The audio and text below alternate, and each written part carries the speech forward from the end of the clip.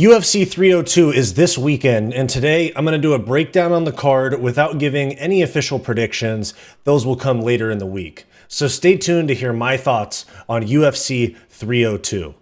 I'm Wyatt, and this is Fight Society. Alrighty, so we will start with the early prelims. First fight of the night is Mitch Raposo versus Andre Lima. Now, there's a few things to talk about here. Flyweight fight, so it should be a good scrap. Andre Lima was the fighter that was bit by his opponent and won his UFC debut by disqualification. And he's also the only fighter to ever receive a bite of the night bonus. And honestly, he's 8-0, he's a good prospect, and he's going up against another prospect in Mitch Raposo, who was on The Ultimate Fighter, did not get a UFC contract from it, and now that Andre Lima's initial opponent had visa issues, Mitch Raposo is going to get his UFC debut on short notice at UFC 302. And that's just how it goes. Somebody falls out, and you answer that call, you end up in the big show. So shout out to him. Both of these guys are really great young prospects. I think the flyweight division is kind of popping these days after years of really not even being worth watching at times. So great fight there, and we'll keep an eye on that one. Mitch Raposo is only 25 years old. Great prospect matchup, and we'll see if one of these guys can make their name, or both of these guys can make a name in the flyweight division. Moving on, we have Eileen Perez versus Jocelyn Edwards. Now, I personally don't think that Eileen Perez has the most potential out of the women prospects. She's more known for twerking on the cage, things like that. And she kind of has that Vanessa Demopoulos vibe where they try to find ways to get attention outside of their fighting, which is fine, I guess, if it ends up getting you paid a little bit more or keeps your name in the conversation more often. I guess that's fine, but I don't think she's all that talented of a fighter. I don't think she has very much higher to go in the sport. Maybe that's a hater take from me, but that's just what I feel. Moving on from there, we have Mickey Gall versus Bassil Hafez. Mickey Gall, honestly, I don't understand his career. He was a great young fighter and, had a promising trajectory, but he's 7-5 now. He almost never fights. And his most notable win is against CM Punk. And he hasn't fought in 2 years. He lost to Mike Mallet, and then he lost to Alex Morono. He's not a particularly active welterweight. He's 7-5. I assume if he loses, he gets cut here. 7-6 is not what the UFC keeps around, to be honest. I mean, unless you're like Michael Johnson, they'll keep you around with a 500 record. But he's going up against Bassil Hafez, who gave Jack Della Maddalena a very tough test. Some people thought that he got robbed. I didn't see it that way. Bassil Hafez did give Jack Della Maddalena a run for his money at the Apex, and shout out to him. Same situation as Mitch Raposo. Bassil Hafez stepped up against Jack Della Maddalena on short notice in his UFC debut, and now he's on a pay-per-view. So should be a good matchup. I mean, I heavily would lean towards Bassil Hafez in this fight, but we'll see what happens. Mickey Gall is a talented grappler in some regards. He's so hit or miss, but we'll see what happens. I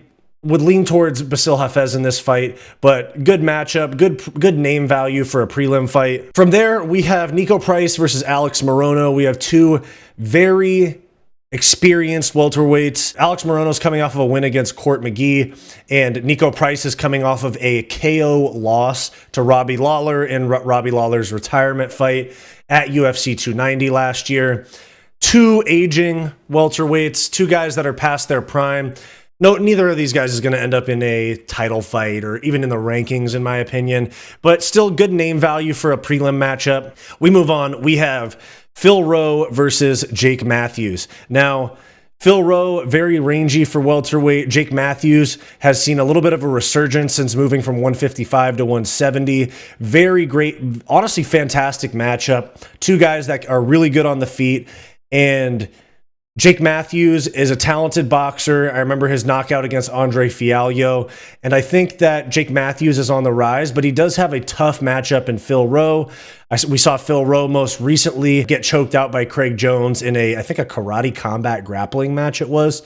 But another great welterweight matchup. A lot of welterweights on this card. We move on. We have Grant Dawson versus Joe Selecki. This is Grant Dawson's first appearance since being KO'd in about 40 seconds by Bobby Green. Huge fraud check for a guy that was supposed to be one of the next big things at lightweight, going up against an established Joe Selecki. Fantastic matchup here. I'll give the pick on that one later in the week, but I think that Grant Dawson, at the end of the day, he did get fraud checked, but I still think he has a bright career ahead of him. And Joe Selecki has been a little bit hit or miss in his career. You can see here, 2-2 in his last 4, lost to Jared Gordon, got KO slammed by Jakar Close, which is pretty unfortunate.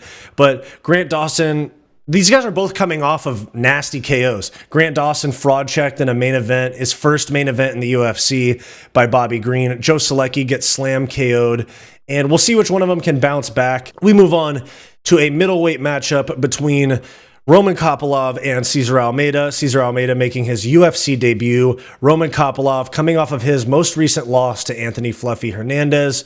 And I think that if Almeida can literally land a double leg in this fight, Roman Kopylov is going to be fucked. He's such a talented striker, but he is so terrible at getting back to his feet once he's taken down that it just is such a gaping hole in his game, where Cesar Almeida, 5 fights, not that experienced in MMA, or at least professional MMA. He could shoot a double leg and submit Roman Kopylov or hold him down. He can get 1 or 2 takedowns and win a fight, which at this level, you can't be an almost ranked middleweight like Roman Kopylov. He was fighting for a ranking against Anthony Hernandez. You can't be an almost ranked middleweight and have 1 or 2 takedowns beat you. You gotta have better jiu-jitsu, dig an underhook, work your way up, use the fence, but no. He looked like a fish out of water once he got taken down by Anthony Hernandez, which I will give him a little bit of leeway because Anthony Hernandez does have insane pressure, insane cardio, and he's a fantastic grappler, but he did look terrible in that fight. He was absolutely dominated. Moving on from there, we have the main card, Randy Brown versus Elizeu Zaleski dos Santos. 2 very experienced UFC welterweights. Dang, so many welterweights on this card.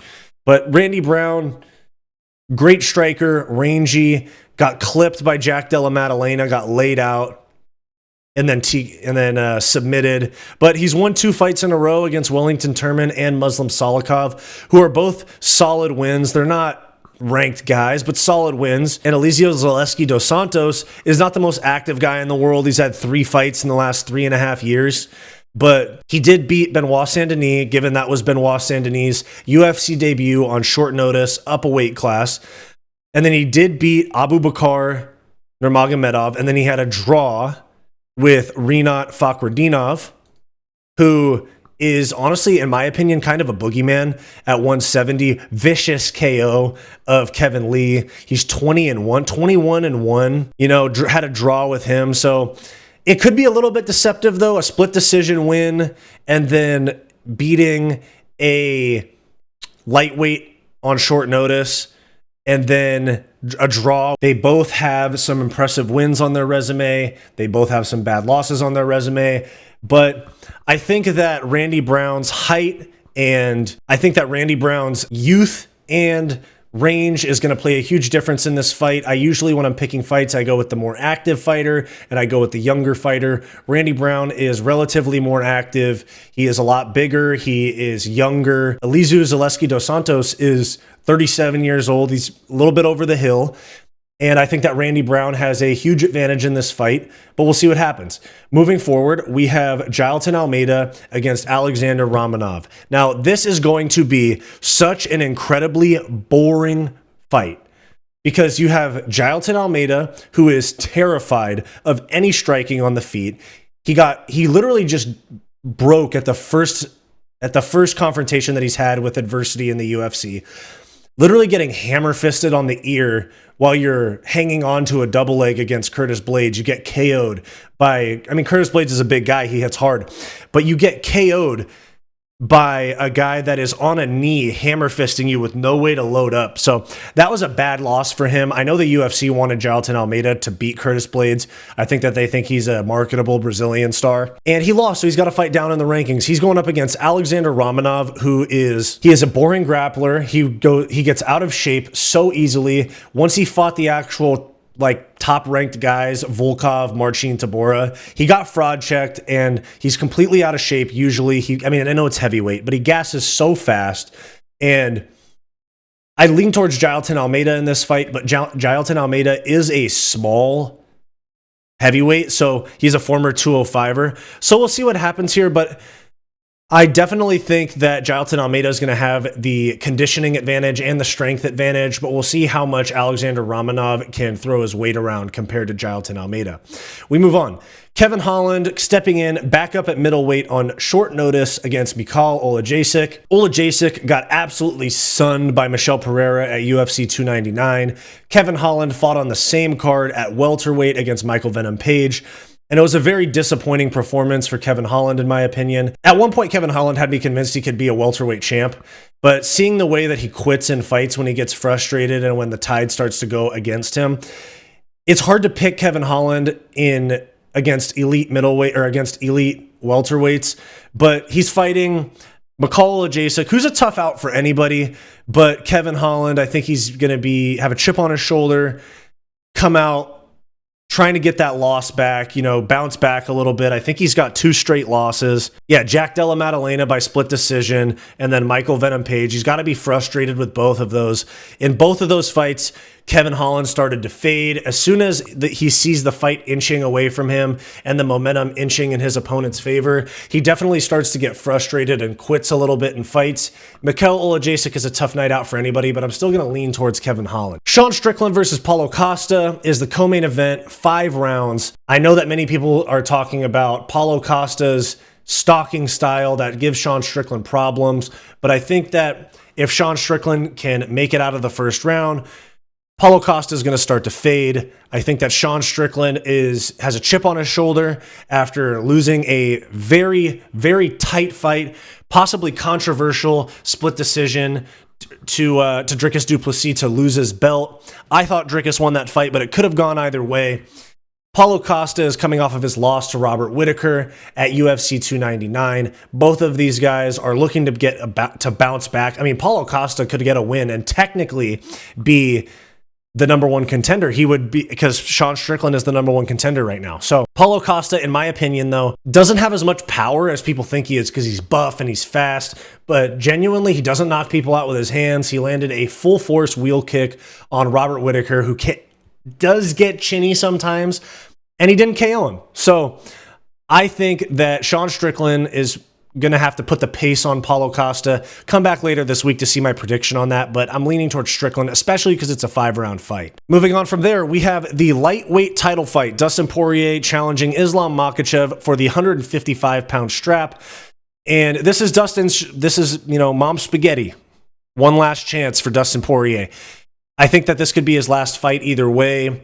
If he loses, it's definitely his last fight. He'll retire in the octagon if he loses this fight. And although there are paths to victory for Dustin, Islam has been knocked out before. If he can put the pressure on Islam, pressure him and make him shoot panic shots, I feel that I'd love to see the guillotine, but I feel like Dustin can land that right hook. I think that even if he gets backed up against the fence and can defend a takedown, Dustin's dangerous against the fence. You saw the way he dropped Michael Chandler, the way that he threw the left cross and then hook coming off of the fence to knock out Dustin Poirier, to knock out Benoit Saint-Denis. But Islam is probably the best fighter in the world right now. He's good on the feet, massive advantage on the ground. As people say, Dustin Poirier is a black belt, but massive advantage on the ground. He's basically Khabib with striking. If you watch his last few fights, I mean, Jesus Christ. Drop and then submit Charles Oliveira. 5-round war with Alexander Volkanovski with a lot of control time and then knocking out Alexander Volkanovski. So this will be his first title defense against a lightweight. But, it just depends because people say MMA math doesn't work. But, if you want to talk about the MMA math, Charles beat Dustin, Islam beat Charles. So Dustin, I guess, should lose this fight. I would love to see Dustin, retirement or not, I'd love to see him win in exciting fashion. The one gem, the one infinity stone that he has yet to collect in the UFC. He's main evented a bunch of times. He's fought for the BMF. He's fought Conor he fought Conor 3 times, but 2 of them in big main events. He's made so much goddamn money in his career. And I think that the very last thing, he's a Hall of Famer regardless, but the very last thing that he wants is that undisputed belt. He's been interim champ before. I don't necessarily see him having a huge shot. I think that there's a path to victory, but I do think that the heavy favored odds towards Islam are accurate. But come back around tomorrow to see my official prediction. So that's my thoughts on UFC 302, Makhachev versus Poirier. Let me know your thoughts down below. I'll come back around with prediction videos for a couple of the fights later this week, and then I'll do a full card breakdown and predictions during a live stream in the morning before the fights. So come back around for that. Let me know which fight you are most excited for at UFC 302. Can Dustin Poirier get it done? Thanks for watching this video. Make sure to like and subscribe. If you want access to extra content aside from my regular videos, click the link in the description down below to become a channel member and get access to members only live streams and other bonus perks. Or click the join button on our channel homepage. And if you're interested in some non-MMA content from me, check out my weekly podcast, the Hissyfit podcast, and check out my personal channel, Wyatt's World. I'll have them both linked in the description down below. Go watch this suggested video, and I'll see you next time.